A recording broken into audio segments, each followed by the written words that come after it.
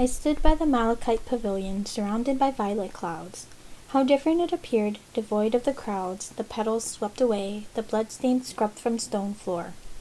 My hair swung across my back in a loose tail, when just a few days ago it had been coiled into a headdress of coral and gold. I had knelt before the altar to be married, and since then the cloud wall had buried a king and crowned a new one. When she had moved with ruthless swiftness, elevating those loyal to him and removing those he mistrusted. His mother, the noble consort, was raised to the rank of Dowager Queen, an unassailable position of authority, second only to his. While Captain Min Chi, whom I had escaped from in the past, was now the general who led the army, I had not attended either funeral or coronation. My existence was best forgotten, for I was an ill omen, a bride drenched in blood. How they must have sighed with relief that I was not their queen. Our farce of a marriage had been officially annulled before the court. No questions had been asked, for the difference according to a king was different from that of an heir. A prince could be questioned, plotted against, supplanted, while a king was to be obeyed. There was no time to observe the customary mourning period. News had reached us that Wugong's forces were advancing upon the cloud wall, gathering along the border. How strange the turns of life could take. When I was last in this place, the Celestials had been my savior, and now they were our promised doom. Had Wugong heard of the recent shift in power here? Unlikely, as Wenji had sealed the palace to prevent news from slipping out. Or was Wugong eager to claim the prize that Prince Wenshuang had promised him? The keys to infinite power would be irresistible temptation. The only thing certain was that the kingdoms teetered on the brink of war as precariously as a coin rolling on its edge. Sensing the presence of other immortals, I turned to find Li Wei coming toward me, along with my parents. My mother and Xu Zhao had arrived just before Wugong's forces closed in on the cloud wall. A relief to be reunited, yet I might have been more at ease with them away, for this had become the most dangerous place in the immortal realm. When Xi had studied the divine mirror scroll, he will cast it when I am ready, I told them without preamble. When Wugong's so near, we must move quickly. A chill glazed my skin, yet there was nothing to be gained from dreading the inevitable. The best I could do was ready myself for it. I recalled Wenji's frown when he had inspected the scroll, holding the slender bamboo strips up to the light. He did not like this plan any more than I did, but if there was another way, none of us had thought of it. You must be careful, he had reminded me. While the scroll will confer your mother's attributes upon you, you must heed your actions and words. You must trick Wugong's mind as well as his eyes and ears. My mother cleared her throat, her fingers digging into her skirt. I can do this, if you tell me how. Don't risk yourself when it is me he wants. No, mother, I said gently. Without magic, you can't bear the sacred flame feather. You can't unleash it. Wugong will use your blood to harvest the laurel seeds, an endless cycle, as new ones will sprout. Even if the entire realm was to unite against him then, it would be too late. What about you? What if you fail? My father pressed. Wugong will show you no mercy. Then at least Wugong won't get the laurel seeds. My voice faltered, but I unleashed my terror before it devoured my fragile resolve. My mother placed her hands on mine. We could leave this place, return to the mortal realm, our real home. You do not have to stay here. My mind drifted to the indulgence of a dream, a life without the cares of discovery, capture, or danger. Without the unwelcome fate of the world crashing upon my shoulders, not an honor but a burden. There would be no shame in running away, for what did I owe the immortal realm? I shoved aside these dangerous wants, a temptation to leave such weighty matters in the hands of greater people. Yet those were the fantasies of someone with no ties to the world. It was my loved ones whom Wugong hunted, whom he had hurt, and the immortal realm had become our home. I did not want to do this, yet who else could? It was no arrogance or pride that drove me, but the irrefutable fact that I alone had the best chance of deceiving Wugong, of getting the feather close enough to the laurel, of destroying it. If I did nothing, I would lose everything, and all whom I loved would die. Was this how my father had felt the day he set out to face the sunbirds? I had always believed greatness ran through his veins, that he was brave and wise, just as a hero should be. He had been lauded for his courage, but surely he must have been a little afraid of death, of never returning to his family. Yet no one else could have wielded that bow, no other marksman could have brought down the sunbirds. If he had not gone, the mortal realm would have been destroyed, along with my mother and me. Perhaps at its core, heroism was less a pretty tale. Words like honor and valor gilded over necessity and the harsh truth that there was no choice.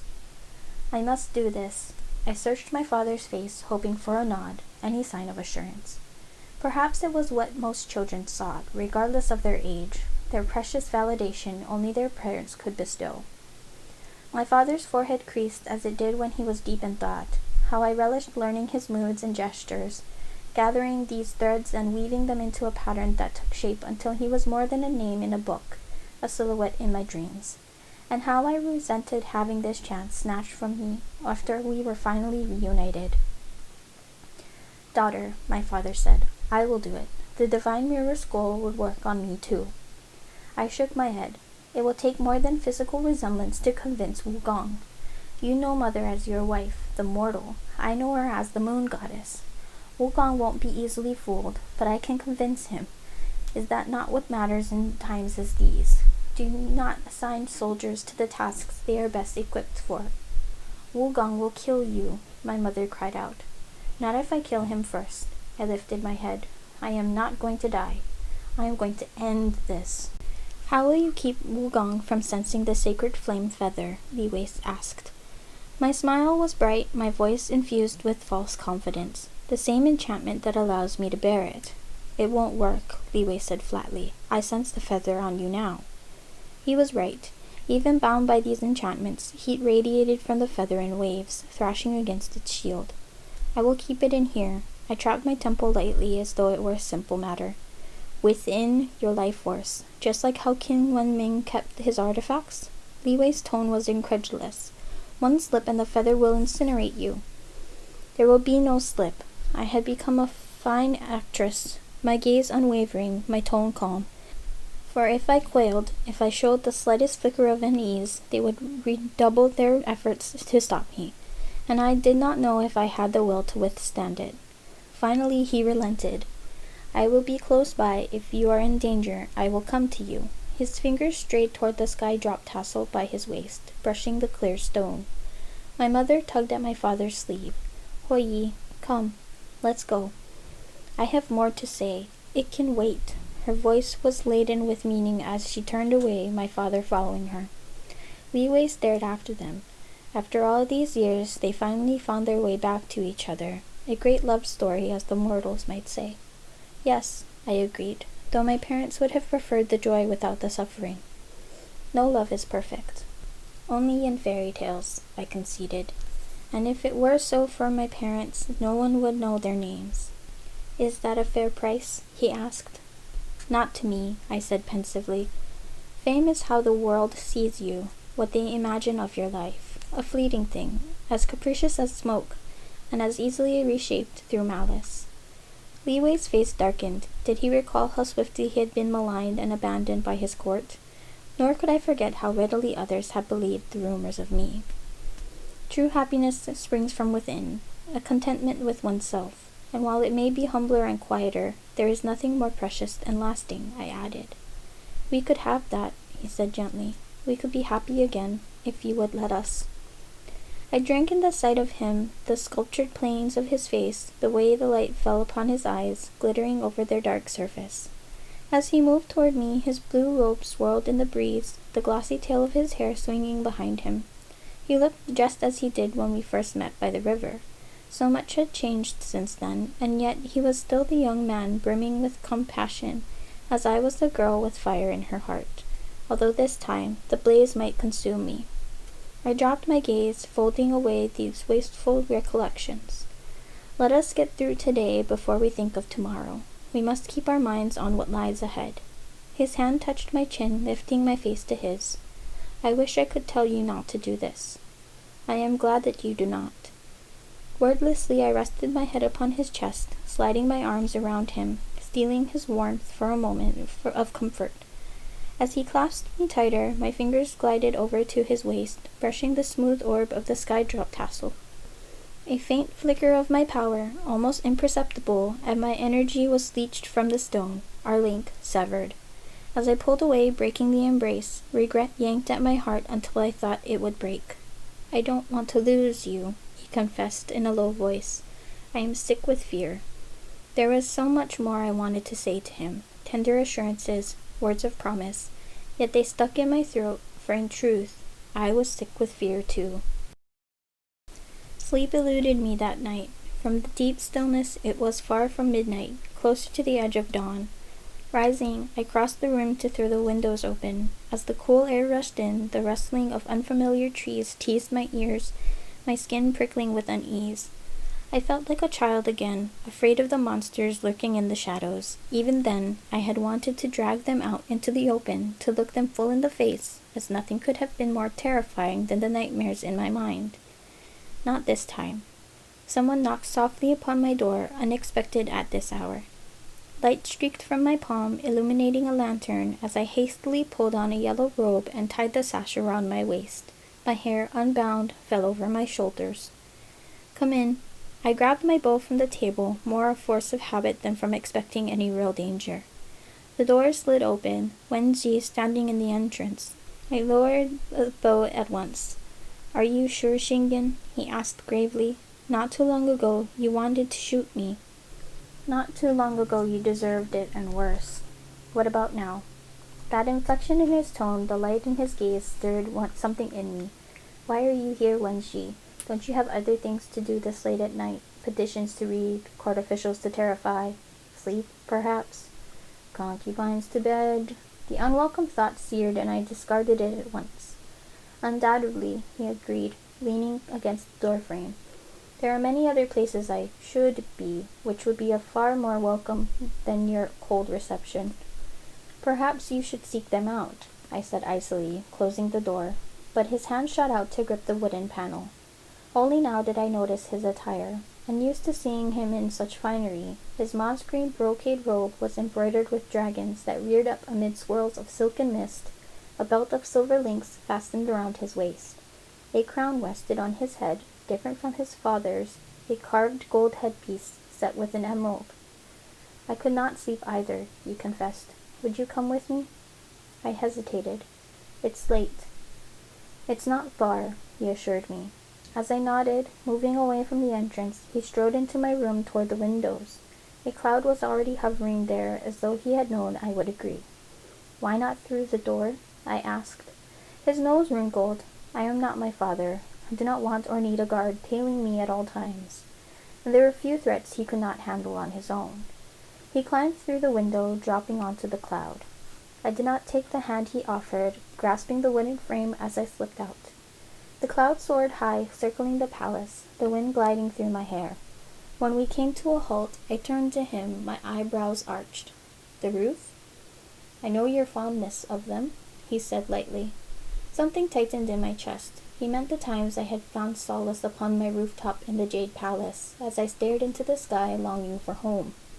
And yet it was also where we had pledged ourselves to each other, and where I had almost shot him to make my escape. I shrugged aside the past, both the good and the bad, for with tomorrow so uncertain, I would yield them no place tonight. The tiles here were carved with iridescent stone that gleamed like they had been dipped in a rainbow. Yet the true beauty of this place lay in the endless horizon encircling it. Glowing lanterns floated through the air, borne on some enchanted breeze.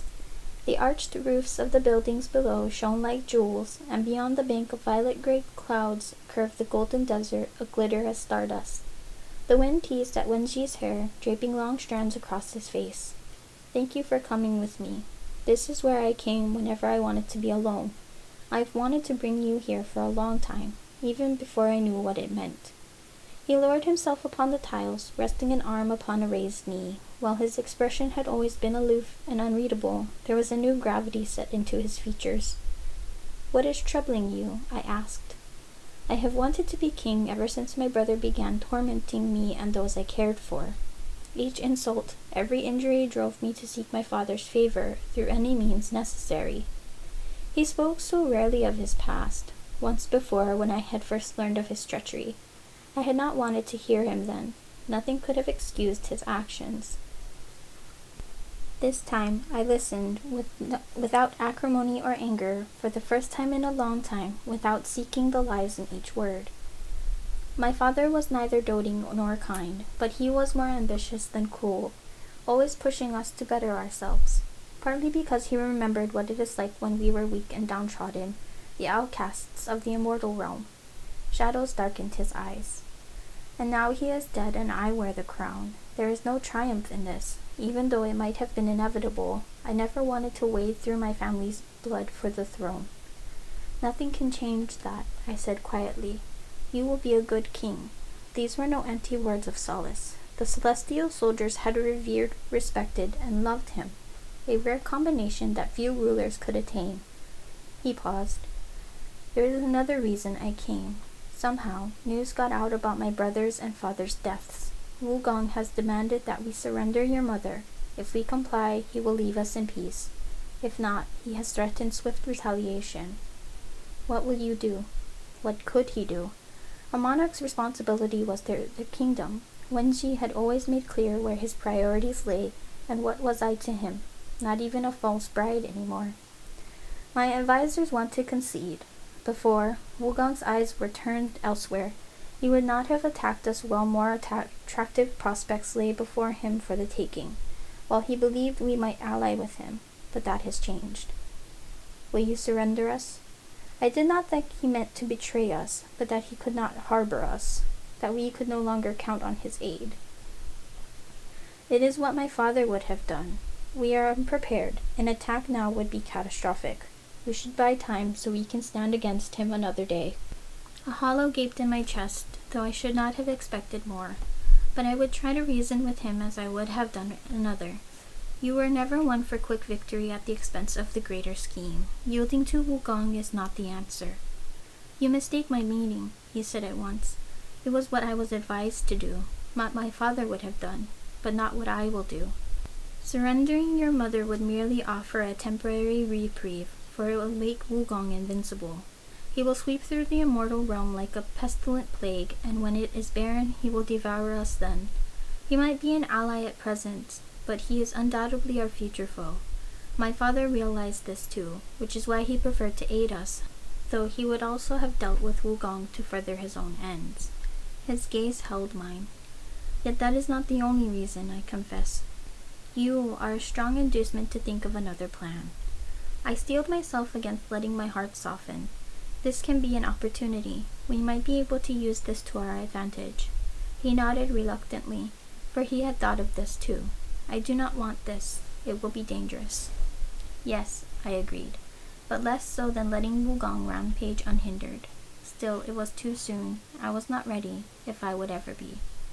It's the best way. I can't appear in some inexplicable coincidence. Wugong would suspect a ruse at once. I spoke quickly before terror stifled my words. Do what they expect of you, what any cautious ruler would when faced with their threat. Surrender my mother. Except it will be me in her stead. Let Wugong think he has us where he wants us, that victory is in his grasp. It will lull him into a false sense of security, and you will make him pay. Wenji finished my sentence for me, his expression grim. Except Wugong will not accept our acquiescence easily. He believes that I, unlike my father or brother, would be loath to accept an alliance with him. He knows that I would never surrender the moon goddess willingly, for no other reason than the fact that she is your mother. I remembered what Wugong said to us before, the knowing looks he had cast at Wenji and me. This will not work if Wugong has a flicker of suspicion. If he tests my disguise, what if you refuse his terms? Have one of your courtiers offer the information to Wugong in exchange for a reward. I could allow myself to be captured, let him bring me to the laurel. An illusion, mirroring what he expects, he nodded. That could work. Either way, we must prepare our forces to stand against him, in part to fit our ploy, in part for defense. I believe he is set on attacking us. Too many of his soldiers have gathered along the border for this to be a simple excursion. He spoke the truth, yet the thought of battle turned my stomach. That would be prudent. It would also distract Wugong and divide his forces, to keep his mind occupied so he doesn't question or examine anything too closely. He will be impatient to harvest the seeds to seal his victory, and therein lies his weakness. I frowned as another worry struck me. How will you withstand his army? You will need allies. We will send word to the other kingdoms. However, we have been isolated for so long, I doubt any will heed our call. A common enemy turns adversaries into allies, just as I was protecting the same soldiers I had fought against before. Who else might we count on? The dragons were no tools of war, yet could be invaluable for defense. Their support might swing the eastern sea to our side, though their court was deep in mourning. The southern sea had declared their allegiance when they attempted to capture us to win Wugong's favor. We had no contract with the western and northern sea, and there was no time to cultivate relations with them. The Phoenix Kingdom had always been a firm ally of the Celestial Kingdom, yet it remained to be seen if their loyalty lay with the ruling family or the kingdom itself. If they joined Wugong, it would be a grave blow. I will send word to Prince Yanxi and Li Wei to his mother. Perhaps she can sway Queen Fengjin, I said.